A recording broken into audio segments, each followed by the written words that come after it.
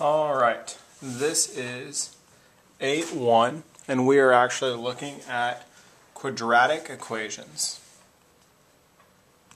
Okay, so what is a quadratic equation? Well, it's incredibly familiar. You've seen it. I've talked about it.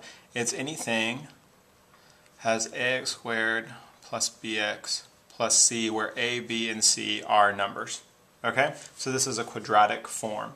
So the first thing that we're going to talk about is, I told you at the very beginning that when we're taking square roots of things, that we always think about the positive root, because we weren't interested in the negative root. But now, as we're solving things, we need to be interested. So the rule says that if x squared equals k, then x equals the square root of k and the negative square root of k. All right? So just like we've talked about, there's now two roots, the square root of k and the square root of, or the negative square root of k. And so let's say, let's say x squared equals 9. Okay, so we're going to take the square root of both, right? And that's going to be x equals plus or minus the square root of 9, which equals plus or minus 3. So two roots, plus 3 and minus 3. Okay? Let's try a few more just to get used to this idea. So I've got 3x squared equals 6 divided by 3 divided by 3. X squared equals 2, square root, x equals plus or minus the square root of 2. Okay, let's try another one. I've got 4x squared plus 9 equals 0. Minus 9 minus 9, 4x squared equals negative 9, right? Divided by 4, x squared equals negative 9 fourths. Take the square root of both sides. Now, look, we're taking the square root of a negative, right? So I know that x is going to be the positive and negative square root of 9 over 4 times I, right? But I know the square root of 9 is 3 over 2, right? I. So if you see what we did really quickly, I got this negative 9 over here, divided it both by 4, and then took the square root. But when I took the square root, I have to consider both the positive and negative roots. But also, because this is a negative inside here, I have to put this I out here. So we have two answers. One is a positive 3 halves I, and the other is a negative 3 halves I. Okay? And I write it with this symbol, so it shows both of them. But you can also write it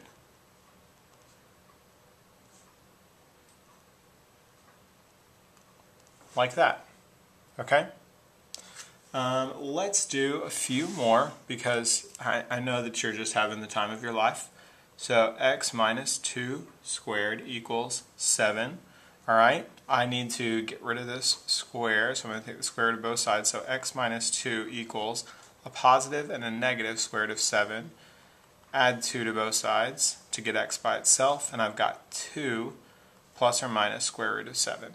And really, this is two answers, right? It's 2 plus the square root of 7, and then 2 minus the square root of 7. Okay? Let's try another one that adds one more step. We've got x squared plus 6x plus 9 equals 2. Okay? I recognize this as what? I recognize this, I don't know, I'm waiting for you to say anything because this is a video, but I recognize this as a perfect square trinomial. And so I'm going to factor it, and I'll factor it the old school way. Okay? X 3 plus. So 3 times 3 equals 9, and 3 plus 3 equals 6, and x times x equals x squared. So this is really x plus 3 squared equals 2. Now, this is important because if I tried to get x squared by itself, then I'd end up with a 6x over here, right? And I couldn't get x alone. There's no way. The only way to do that is to factor it, right? And we had trouble with this in chapter 5, right? Talking about how do we get x all by itself, and the answer was factoring.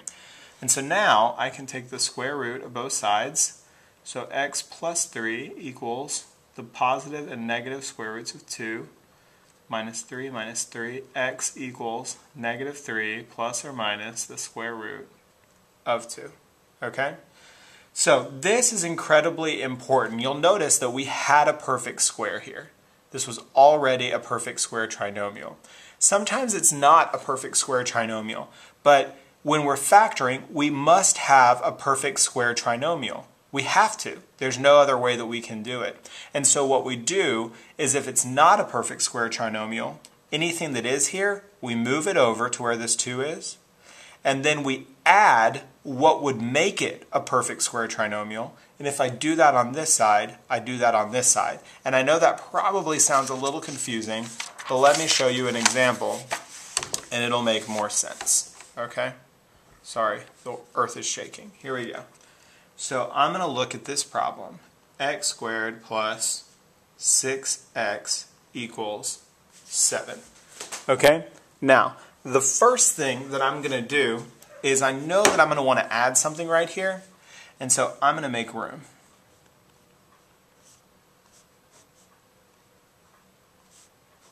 Okay, so what do I want to add right here? Well, I want something that will make this a perfect square trinomial. A perfect square trinomial. And that is always going to be middle term divided by 2 squared equals last term. This is important to know. It's the middle term divided by 2, and then you square it, and that's the last term. So my middle term is 6. 6 divided by 2 squared equals 3 squared equals 9, which is the same from the last problem that we did. If I add it over here, I have to add it over here. So now my new equation that I'm trying to solve is this. Okay? So I recognize this, that I can factor it as a perfect square trinomial, and then I can take the square root of both sides. So x plus 3 equals positive and negative square root of 16, which equals positive and negative 4. And then I've got minus 3, and so I've got x equals negative 3 plus or minus 4. So that's x equals negative 3 plus 4. X equals negative 3 minus 4. So that's x equals 1. X equals negative 7. Okay? So it's a little bit of work, but you can see as long as you know what to put here, it's really quite easy. And you already have all the tools to be able to solve it. So let's do another one that's not as easy. I'm going to say this is x squared minus 8x minus 7 equals 0. Now the first thing that I'm going to try to do is see if I can factor this old school, right? But I can't, because nothing multiplies to give negative 7 and adds to give negative 8, because it would be negative 7 and positive 1, which would be negative 6, or negative 1 and positive 7, which would be positive 6. So I can't get there. So I'm going to move this over. See, I just moved this 7 over so it becomes positive. And I know I'm going to add something to both sides. Okay? So remember, it's going to be 8, don't worry about the negative, 8 divided by 2. Anything that you add is always going to be positive here because it's a square, right? 8 divided by 2 squared, remember, middle term, divided by 2 squared equals 4 squared, good game, equals 16. So I'm going to add 16 here and add 16 here. So now I have x squared minus 8x plus 16 equals 7 plus 16. It's going to give me 23. And now I know this is 8 minus 4 squared.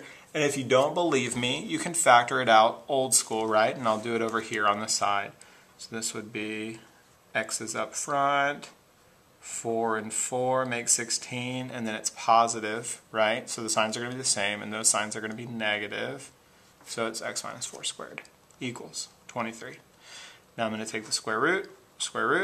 So x minus 4 equals positive and negative square roots of 23. Then I'm going to add 4 to both sides. So x equals 4 plus or minus the square root of 23. And as we discussed before, this is actually two answers. 4 plus the square root of 23 and 4 minus the square root of 23. Now there's one more that I want to show you. Okay, and this is 3x squared plus 7x minus 2 equals 0.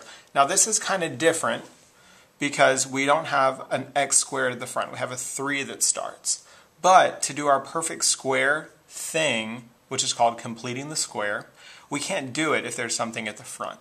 And so the way that we do that is we divide everything by whatever this number is and get rid of it. Okay?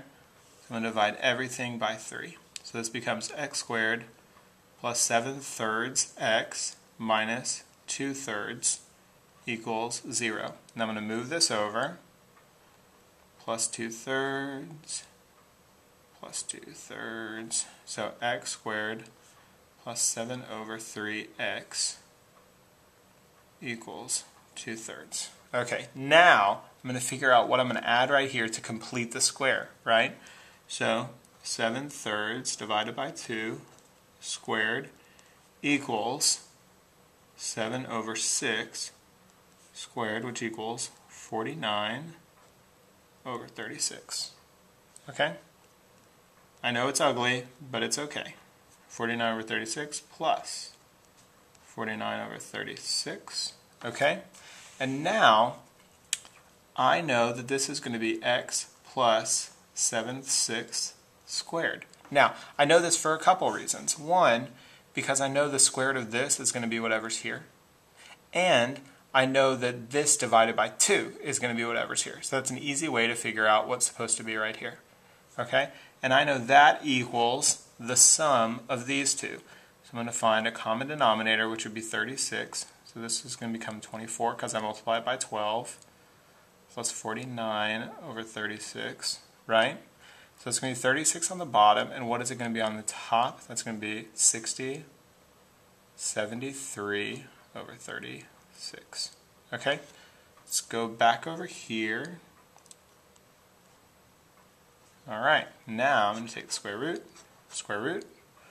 So that's going to be x plus 7/6 equals plus or minus square root of 73/36, right?